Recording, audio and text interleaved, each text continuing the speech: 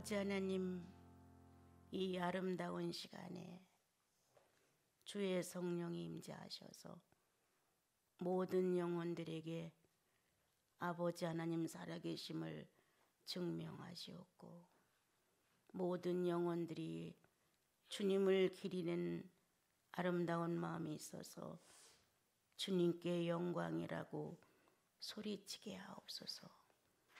각자 영혼 속에 구속의 생명이 있사오니 그 생명을 통하여 한껏 축복을 받으시오며, 모든 성도들 속에 주의 충만을 허락하사 사신 주님을 증험하게 하옵소서. 당신만 우리들의 주님이시고 당신만 우리들의 생명이시고 저희들의 행복이심을 감사합니다. 이 한 시간도 모든 성도와 함께 하셔서 주님이 살아계심으로 저희들도 살아있음을 합의하게 하소서. 예수님의 이름으로 기도합니다. 아멘.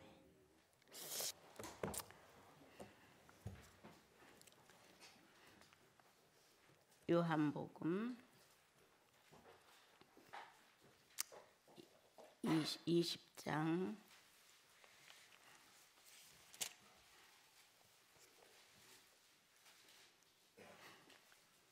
19절부터 23절까지입니다. 다 같이요. 이날 곧 안식 후 첫날 저녁 때에 제자들이 유대인들을 두려워하여 모인 곳의 문들을 닫았더니 예수께서 오사 가운데서 이르시되 너희에게 평강이 있을지어다. 이 말씀을 하시고 손과 옆구리를 보이시니 제자들이 주를 보고 기뻐하더라. 예수께서 또 이르시되 너에게 평강이 있을지어다. 아버지께서 나를 보내신 것 같이 나도 너희를 보내노라. 이 말씀을 하시고 그들을 향하사 숨을 내쉬며 이르시되 성령을 받으라. 너희가 누구의 죄든지 사하며 사하여질 것이요 누구의 죄든지 그대로 두면 그대로 있으리라 하니라. 아멘. 예수 그리스도를 믿는다는 것은 새로운 의식이 우리 전체에 살아났다는 것입니다.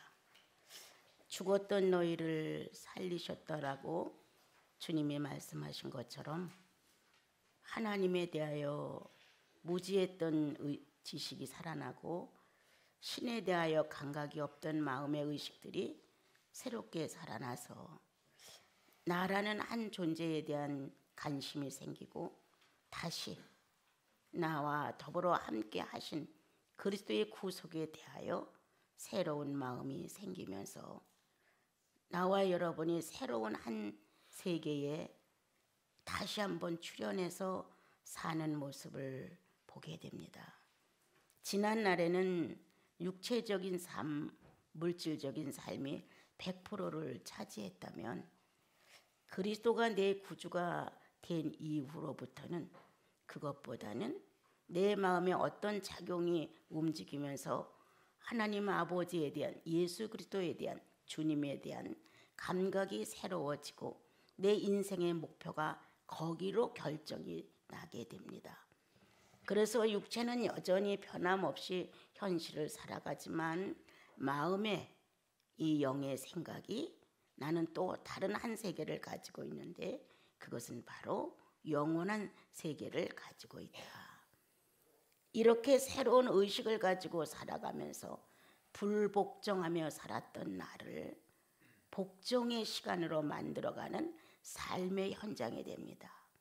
불순종이라는 단어조차도 모르고 마음대로 살았던 내가 그리스도를 만나고 나면 불순종이냐 순종이라는 생각이 마음에 판단되면서 될 수 있으면 순종을 선택하고 싶은 소원이 우리 안에 있습니다. 그래서 성도는 다르다. 삼자가 크게 평가해서가 아니라 각자가 자기 마음에 새로운 의식을 가지고 이렇게 새로운 목표를 설정하고 살아갈 수 있다는 것이 다르다는 것을 본인이 알게 됩니다. 지난 날에는 어떠한 일을 만나도 그렇게 양심이 불편하지 않았습니다. 그러나 성장할수록 불편합니다. 어린아이였을 때는 아무것도 모릅니다. 그러나 내가 조금 더 성장해서 주위를 살필 줄 알고, 조금 더 성장해서 성도들의 사회와 믿지 않는 사람들의 사회 속에서 내가 어떻게 균형을 잡아야 될까라는 생각이 들게 됩니다.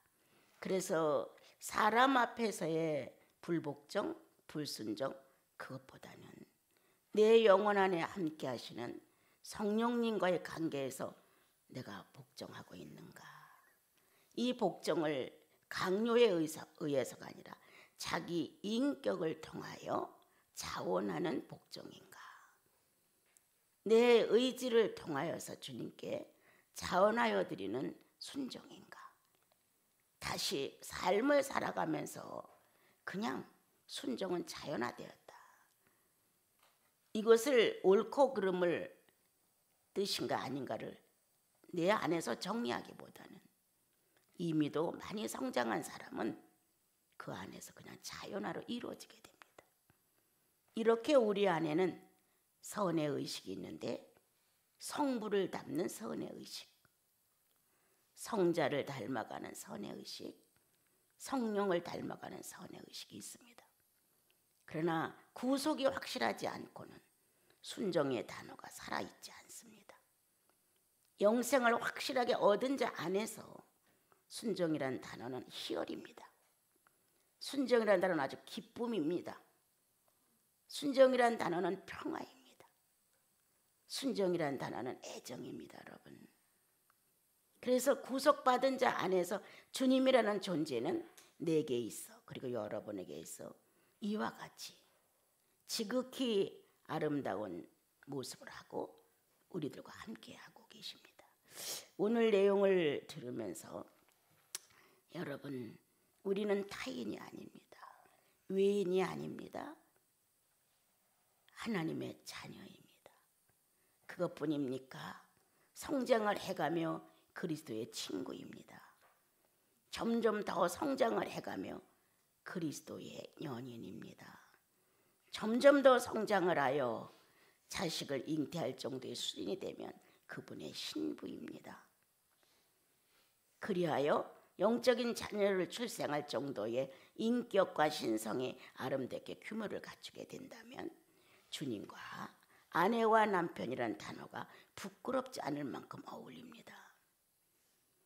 이렇게 우리 안에는 주의 성령이 온갖 일을 다 하십니다.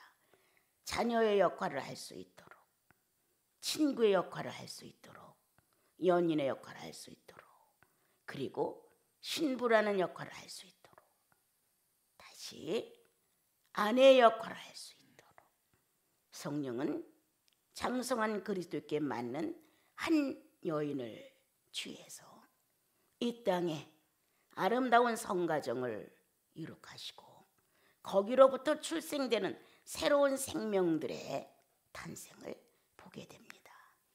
우리는 어디서 무엇을 할지라도 늘 기회를 엿보는 마음이 있습니다. 어떻게 해서 예수를 심을까? 어떻게 해서 하나님이신 그분이 사람으로 오셔서 아무것도 아닌, 정말 내가 볼 때는 나라는 존재는 아무것도 아닌데 이 한 영혼을 구원하기 위해서 당신의 일생이 허비되고 투자됐다는 사실을, 그래서 언제든지 기회를 노려 어떻게 하면 입을 열어 예수 그리스도에 대한 얘기를 할까? 저마다 신령한 전도자요, 저마다 거룩한 선교사요, 어디서 무엇을 할지라도 나와 여러분의 움직임의 태도와 인격의 표출은 바로 전도자의 모습이고 또는 선교사의 모습이다. 누가 가르쳐줘서가 아니라 내 안에 순종이라는 단어가 나를 그렇게 이끌어가 준다. 지난날에는 10개 중에 1개를 뉘우치고 회개했다면 갈수록 10개 중에 3, 4개가 주님 앞에 뉘우쳐지고 회개하게 된다. 점점 갈수록 예민해져서 성령을 거스리고 나면 내 마음이 너무 허무하다. 이렇게 각자는 성령과 더불어 살아있는 증인입니다. 내 안에 성령 계십니다. 누가 증인합니까? 내가 증인합니다. 다른 사람이 아우 저 사람 안에 성령이 있어 이래서가 아니라 내 안에 성령 존재하십니다. 성령이 존재한다는 나를 표현할 수 있다면 순종이란 단어는 이미 살아서 움직이고 있고, 그 단어는 무지했던 내 인격을 다시 새롭게 광명으로 인도해주고 잘잘못에 대한 것을 스스로 알면서 주님 앞에 진실을 토하는 고백자가 됩니다. 이렇게 예수 믿는 사회는 누가 어떻게 해서 예수 믿는 게 다른 게 아니라 본인들의 증언입니다. 본인들의 역사입니다.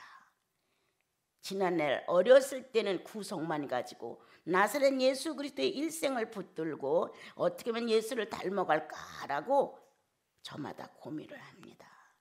아무리 미약한 영혼일지라도 예수를 닮는 것을 낙으로 삼습니다. 예수님을 닮는 표현을 하고 나면 아주 자랑스러워집니다.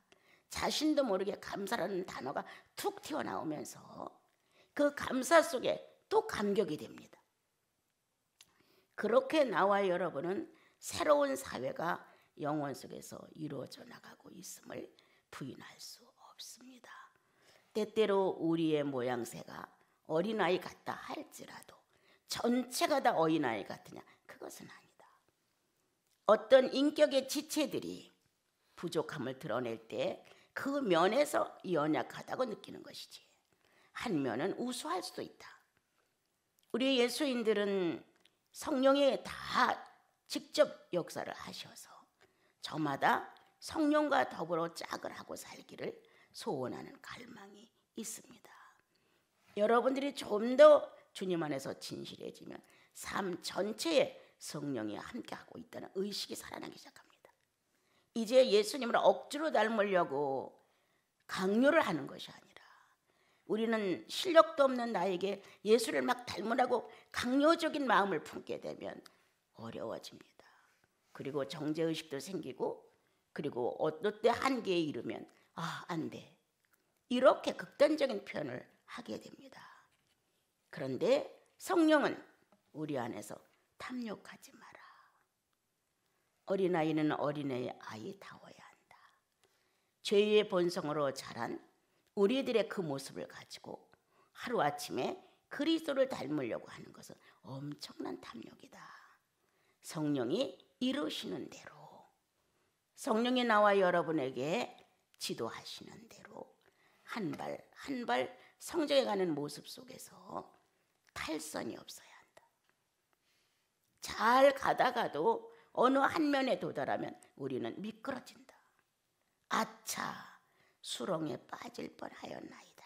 시편 기자는 내가 미끄러져 수렁에 빠질 뻔하였나이다, 이렇게 기록을 하는 것처럼 아차, 내가 수렁에 빠질 뻔했구나, 아니면 내가 수렁에 빠졌나이다. 그러므로 내가 음부에서 소리치나이다. 음부에서 소리친다고 하는 자체는 성령의 요구가 있다는 겁니다. 성령이 우리를 다시 그 음부로부터 끌어낸다는 사실입니다. 오늘은 이와 같이 성령의 증언과 자기의 사생활 중에 예수 그리스도의 구속이 확실한 성도들이 거의 꽉 차다시피 했습니다. 여러분, 오늘 주님의 현장으로 가보자. 주님은 이렇게 당신이 실존하고 있었던 아주 현실감 있게 제자들과 더불어 함께 사셨다. 야, 그 중에 나도 2000년 전에 태어났더라면, 그날에 태어났다면 어떻게 하면 예수님의 소식을 듣고 우리도 달려갈 수 있었을 것이다.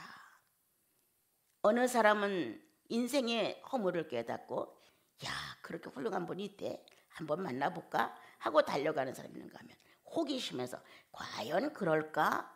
라는 의문을 가지고 달려가는 사람도 있고, 어느 사람은 가서 뭔가가 내게 유익을 좀 준다면 좋겠다 해서 가는 사람도 있었을 것입니다. 그러나 우리들의 기본 양심 속에 하나님을 섬길 수 있는 본 바탕을 넣어주셨습니다. 정말 그렇게 인물이 있다면, 유능한 분이 있다면 먼저 숙연해지게 됩니다. 이 숙연해지는 마음을 가지고 우리는 그분의 현장으로 가봅니다. 주님은 떠나고 제자들은 이제 예수 믿는 사람은 다 잡아 죽이고 배교하도록 만들어주는 이 현장에서 두려웠습니다. 주님은 떠나시고 제자들만 남아있는 현장에 어떻게 하면 이 주님 살았을 때에 그런 모습을 그대로 지닐 수 있을까? 이렇게 염려하는 사람이 있었을까? 아니면 야, 이거 큰일 났다. 우리는 뭐 어쩌나 죽는 거 아니야? 주님이 저렇게 돌아가셨듯이 우리도 죽는 거 아니야? 이런 불안한 사람도 있었을 것이고 여러 종류가 모여 있었을 것이다. 각자는 자기의 내면을 말하지 않지만 저마다 자기는 내면에 어떤 마음들이 시달리고 있었을 것이다. 그런데 주님은 그곳에 오셨다. 문을 열지 않았는데, 벽을 뚫지 않았는데 그분의 실체는 제자들에게 명백히 나타났다. 그는 아무 소리도 안 하시고 야, 나 살았어, 걱정하지 마, 이런 식이 아니라 가장 적절한 말, 그들에게 주님 나라 올 때까지 꼭 필요한 말, 평강이 있을지어다. 이렇게 영혼들의 두려움, 불안, 긴장, 공포, 이러한 시달림을 심리적으로 겪고 있는 거기에 주님이 오셔서 평강이 있을지어다. 이렇게 주님은 십자가상에서 자신이 겪어야 했던 육체의 시달림 속에 끝까지 유지했던 건 성부의 평강이었습니다. 사람으로 말하면 완전 절망, 사람으로 말하면 모든 것이 어둠과 캄캄으로 끝났다. 이미 사망에다가 의지를 다 내놔 자기라는 존재는 죽음으로 끝난 걸로 마감을 한다. 그런데 예수 그리스도는 죽음으로 마감을 하지 아니하셨습니다. 사망에게 자기의 의지를 던지지 아니하셨습니다. 그가 부활로 큰 은총을 덧입을 수 있었던 가장 소중한 하나의 소망이 있었다면 아버지의 영생이었습니다. 창세전에 같이 누렸던 영원성, 육체를 입고 와 유한적인 생명을 가지고 죽음으로 넘겨지는 그 순간에도 그는 의지를 놓지 않았다. 아버지의 의지를. 그렇게 죽음을 가지고 의지를 넘기지 아니한 오직 아버지의 뜻대로라고 위임하시고 하나님을 거역하고 의지를 빼앗긴 아담을 되살리기 위해서 그는 당신의 의지를 가지고 있었다. 어떤 의지? 마지막까지 아버지는 아담을 살리실 것이다. 내가 여기 온 목적이 뭐냐? 내가 십자가에서 지금 고통을 당하는 목적이 뭐냐? 내가 애매하게 로마인과 유대인에게 이렇게 매를 맞으며 사형수의 한 사람으로 죽어가는 내용이 뭐냐? 하나님의 뜻, 아담을 살리기 위해서이다. 그리스도의 가슴 안에 가장 크게 자리 잡은 것, 하나님은 아담을 버리지 않는다. 아담을 살리기 위해서 나를 보내신 것이다. 하나님의 이 선한 목적은 결코 실패되지 않는다. 이 의지. 그 의지는 예수께 엄청난 평강을 허락했습니다. 죽음의 사선을 넘었고 두려움과 공포의 어려움도 넘었습니다. 아버지는 자기의 생명체인 아담을 놓을 수 없다. 내가 와서 이토록 천한 사람의 대우를 받으며 짓밟히는 것은 아담을 찾는 아버지 사역에 동력하고 있다는 것이다. 우린 오늘도 동력한다. 그렇게 아버지의 뜻을 성취하기 위한 그분의 의지에 동력한다. 다시 하나님을 떠난 아담을 되찾아오기 위해 그 뜻을 성취하는데 그는 조금도 의심하지 않았다. 그의 평강은 세상이 주는 것과 같지 아니했습니다. 이 소리에 제자들은 새로운 의식으로 변형이 됐습니다. 겉은 그대로 그 모습이었고 환경도 변화되지 않았습니다.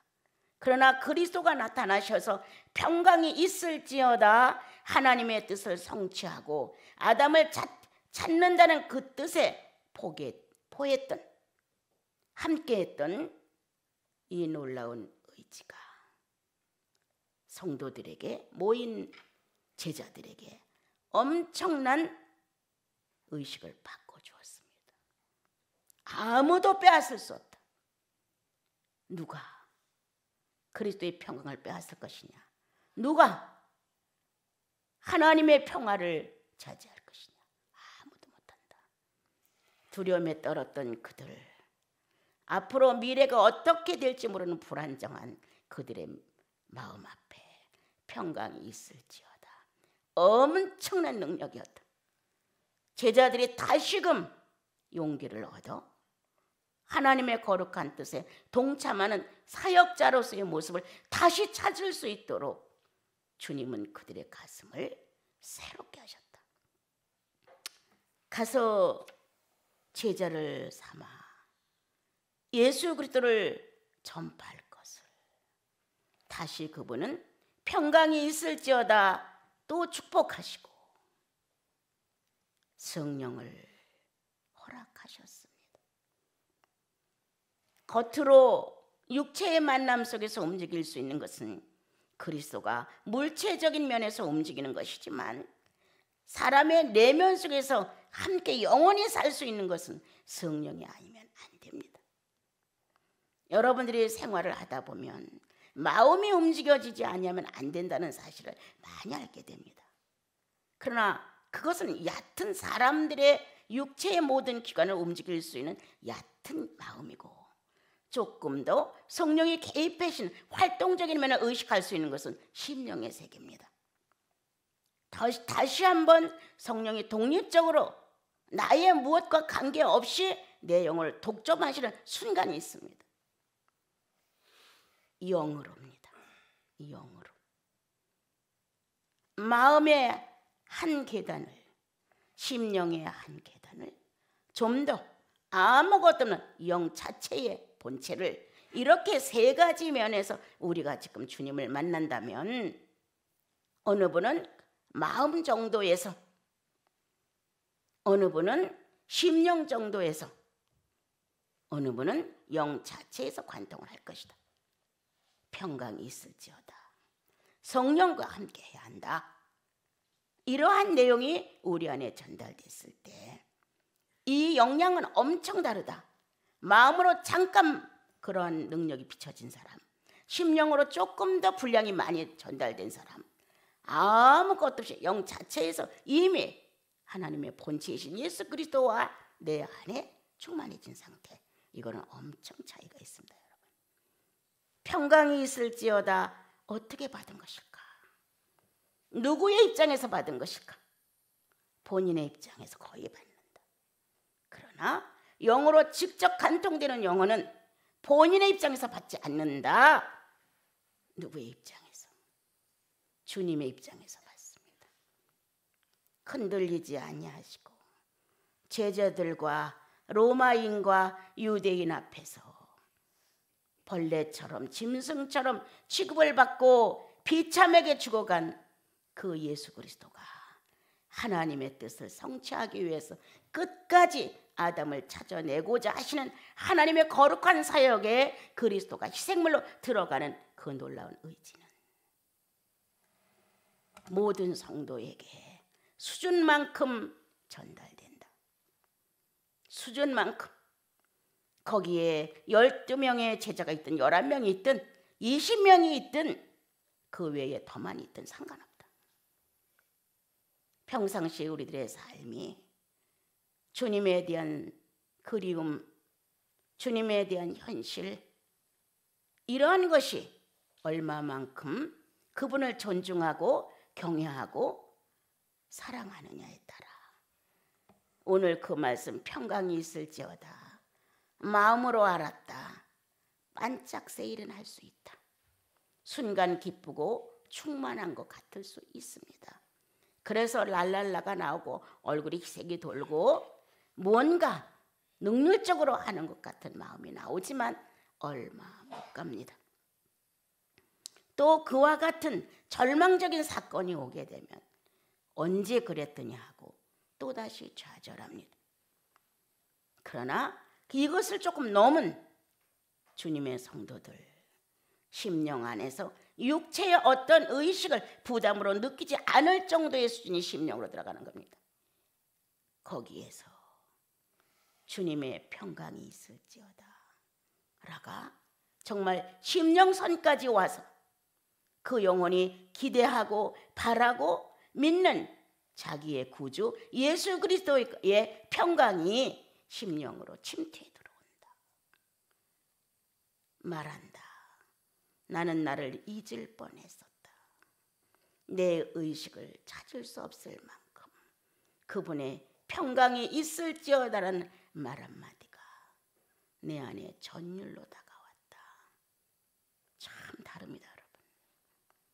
다시 좀 더 주님을 향해 열정과 진실과 겸손과 그리고 그리스도가 어떤 존재라는 것을 평상시에 좀 더 느끼고 감각한 성도라면 하나님의 본체신 그리스도는 송두리째 영에 접촉하신다.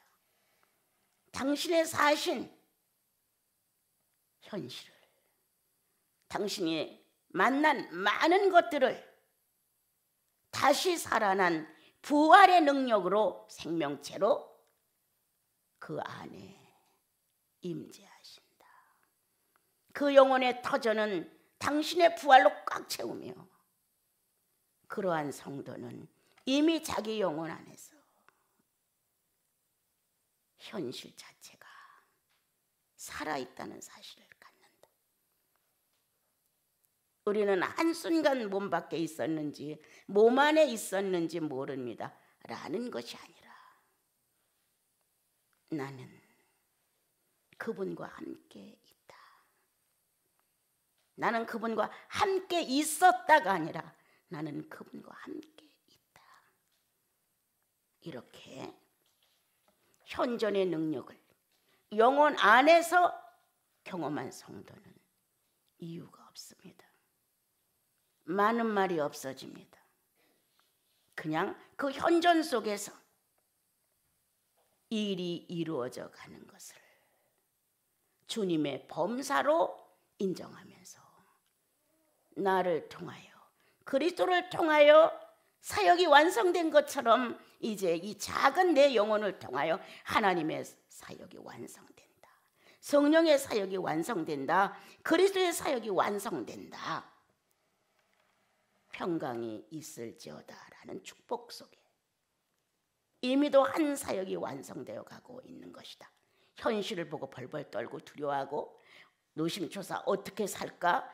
이러한 염려의 대상이 아니다. 현실은 이렇게 평강이 있을지어다라는 주님의 살아있는 음성이 그리고 그 문장이 그리고 그 단어가 바로 나와 여러분들 속에 한 사명을 감당할 수 있다고 하는 것은 현실을 초월할 수 있는 힘이 있다는 것입니다. 그러므로 주님과 같은 억울한 죽음을 죽는 건 아니지만 거기에 거의 맞게 어려움이 현실이에요. 각자의 실력만큼 온다면 우리는 평강이 있을지어다라는 이 치유의 말씀이 불안을 점점 더해지는데 이 불안을 몰아낼 수 있는 능력이 우리 안에 존재하므로 우리는 세상을 상대로 불안해하지 않는다. 나와 여러분이 정작 불안해할 것은 성령이 감소된다는 뜻이다. 그게 더 불안하다. 성령의 내 속에서 얼마만큼 능력적으로 존재하시느냐, 이게 중요하지. 내 속에 정말 성령이 갈수록 그 능력과 지혜와 활동이 감소된다면 불안하다, 두렵다, 초조해진다, 아주 깎아진 벼랑밖에 없다. 당장 떨어지면 파괴될 것 같다. 이러한 현실에서 평강이 있을지어다라는 말씀을 받은 사람은 영 안에서 이 존재를 흡수했다면 우리는 한 사명을 감당한다. 예수께서 현실을 이기신 것처럼 우리도 현실을 충분히 이길 수 있게끔 주님은 그렇게 하신다. 성령을 받을 것을 주님은 우리에게 축복하셨습니다. 성령은 별도로 따로 어디서 떨어져 내려오는 것이 결코 아닙니다. 말씀과 더불어 구속을 인정하는 그때에 성령은 나와 여러분의 영혼과 함께 연합을 해줍니다. 영이라는 존재로 하나님의 거룩하신 영, 우리들이 생기를 받아서 만들었던 영혼의 영, 이 두 영의 연합이 하나로 이루어지는 순간 우리는 성령을 받았다고 합니다. 그리고 그 뒤의 역사는 바로 하나님을 찾는 현실로 바꿔지고, 문제가 생기면 주님을 찾는 사람으로 바꿔지고, 주님의 의식이 내게서 약하면 불안해집니다. 그때서야 비로소. 그래서 성령으로 살아갈 수 있도록 주님은 구원받은 자 안에 확실한 증거를 주셨는데 성령이 내재하신다는 것입니다. 이 성령의 내재하심이 하나님의 사역을 감당합니다. 그 자체가 사역을 감당하는 겁니다. 무엇을 가서 일을 해서 이래서가 아니라 성령 자체가 구속과 함께 하나님의 자녀 속에 새로운 영으로 연합해 주었다면 하나님의 거룩한 뜻이 이루어졌습니다. 하늘에서 이루어진 것처럼 땅에서도 이루어 주십시오. 하늘에서 이루어진 것처럼 내 영혼 안에서도 이루어졌습니다. 여러분, 성령을 받고 경험한 여러분, 주님의 사역에 동참이 이미 됐습니다. 그리스도의 구속을 받고 삶의 현실에서 평강이 있을지어다라는 내용을 축복받은 여러분들은 현실을 충분히 이길 수 있습니다. 동력하고 계신 겁니다. 주님은 나와 여러분들에게 허술하게 우리를 내버려 두지 않습니다. 그분은 다시 말합니다. 나가 주의 일을 하라고 막 전도하고 예수 믿으라고 소리치라는 그런 내용은 아닙니다. 그것도 하나의 일부일 뿐이지. 당신이 예수 있는 사람이요, 예수 있는 사람처럼 사시오. 그게 사역입니다. 당신 속에 성령이 있어 성령 모신 사람처럼 사시오. 엄청난 동력입니다. 당신이 영생을 확신했소. 영생을 확실한 사람처럼 사십시오. 엄청난 동력입니다. 여기서 분명히 너희가 매이면 하늘에서도, 너희가 풀면 하늘에서도, 너희가 용서해 주면 주님도, 이런 내용을 23절에 말씀을 하셨습니다. 우리 예수 그리스도를 전파하여 한 영혼을 살게 할 수 있는 것은 우리들의 소명입니다. 나의 처세가 얼마만큼 그리스도를 인정하는 처세냐? 그것은 하나님을 알지 못하거나 하나님 자신에서 미약한 사람들에게 엄청난 충격이 됩니다. 나는 저렇게 할 수 없는데, 그는 그렇게 했단 말이야. 나는 그런 언어를 쓸 수 없는데 그는 그런 언어를 썼단 말이야. 그가 무심코 내던졌는데 왜 내 마음이 뭉클했을까? 보통 사람들은 더 좋은 사람들의 말을 따다가 가르쳐줘도 그런가 본다 한데 아무것도 아닌 것 같은 말을 전달하는데 나는 왜 이상해질까? 바로 그것이 성령이 함께하는 사람들입니다. 이제 가장 중요한 것은 부활하신 그리스도의 업적이다. 이게 평강을 빌어준 것도, 평강에 사역해달라는 것도, 사역이 시작된 것도 다시 사신 예수 그리스도의 사심의 현실이다. 또한 여러분과 내가 성령을 이렇게 값없이 받아가지고 소중함을 몰라서 그렇지, 여러분과 내가 성령의 실제 존재에 대해서 실감하고 소중하다면 어떻게 될까요? 바울은 이런 고백을 했습니다. 예수를 아는 짓이 가장 고상했어. 뭘로 나를 만들어 갈까요? 예수가 사신 살아있는 산지식의 인생의 지식을 가지고 살게 됩니다. 가장 고상한 지식. 그럼을 통해 다시 사신 그리스도가 나와 여러분에게 복을 빌어줬고 같이 사역을 하자고 하시고 사역할 수 있도록 동력의 힘을 허락하셨습니다. 평강이라는 단어 속에서 현실을 이기게끔 다시 성령을 받으라는 축복 속에서 우리는 얼마든지 예수 그리스도의 내용을 함께 나누면서 현실감 있게 살아갈 수 있도록, 그뿐인가 우리는 우리의 삶 자체가 바로 사역이다. 우리의 삶 자체가 하나님과의 동력이다. 성령 없이 동력할 사람 하나도 없다. 여러분들이 다 성령을 경험한 분들이라면 몽땅 다 예수의 동력자들입니다. 죽은 예수의 동력자들이냐? 무덤에 들어가기 전에 예수의 동력자들이냐? 아닙니다, 여러분. 죽었다가 다시 살아나신 예수의 동력자들입니다. 사망을 한번 크게 경험한 이후에 변함없이 그 자세로 다시 나타나 제자들과 더불어 움직이시고 식사도 하시고 대화도 나누시고 그리고 승천에 오르신 그 예수 그리스도의 부활이 오늘 나와 여러분의 삶 속에 최고의 사역이고 동력입니다. 이제 가정에서 나는 누구냐? 성령의 동력자로서 부활을 증거하는 생명력 넘치는 하나님의 사람들이다.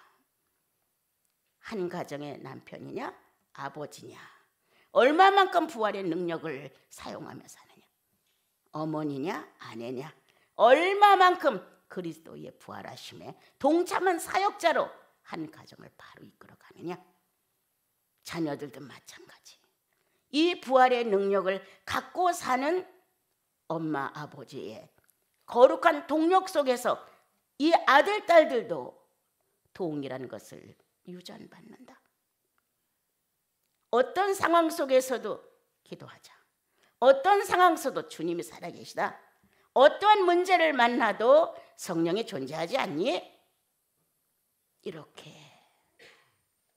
부활하기 전에 그러한 예수 그리스도의 삶의 동력자가 아니고 지금 여러분과 나는 죽었다가 다시 살아나신 제2의 첫째 아담을 찾아다 주고 하늘에 올리시기 전 지상 삶의 모습으로 함께 살았던 그리스도, 죄에 대하여 죽고 사망에 대하여 죽고 다시 영생과 의에 대하여 살아나신 그리스도와 우리는 동력하기에 존재한다. 가정에서 동력하십시오. 여러분들이 존재하는 직장에서 동력하십시오. 예수 그리스도와, 다시 부활하신 예수 그리스도와 하나님의 거룩한 교회 안에서 동력하십시오. 사람과 사람 사이의 동력을 요구하는 게 아니라 주님과 동력하십시오. 주님의 사역자가 되십시오. 이것은 하나님의 근본을 찾아 들어가는 공동체의 의미입니다. 그렇게 된 영혼들은 아니오가 거의 없습니다. 사람 사이에 당연히 동력이죠. 당연히 사역이죠. 나만 잘나지 않았으니까. 각 지체는 부족한 것을 다 채우라고 지체의 특징을 가지고 주님은 오늘도 일하십니다. 여러분 뽐내십시오. 나 이래봬도 부활하신 주님의 동력자야. 나 이래봬도 예수 그리스도와 함께 사역을 하고 있어. 이렇게 아직도 연약하고 미미해서 자신감이 없을 때가 참 많다. 왜? 언어와 인격이 부족하기 때문에. 그러나 이거에 대해 너무 두려워하지 말자. 내가 성장한 것만큼 나다. 내가 주님께 더 가까이 가고 싶은 절절한 마음이 있다. 이것으로 인하여 우리는 지금 성장해 가고 있는 것이다. 예수 그리스도를 사랑하는 여러분들, 이번 부활절을 통해서 사신 예수와 함께 가정에서 동력해 주십시오. 다시 살아나신 예수 그리스도와 함께 사역자가 되어 주십시오. 그래서 주님 계시고 성령 계시고 여러분들 계셔서 가정마다 활기가 넘치고 긍정적이고 예 하고 감사가 넘쳐서 성령 충만한 모습으로 여러분들의 가정에 협력해 주시기 바랍니다.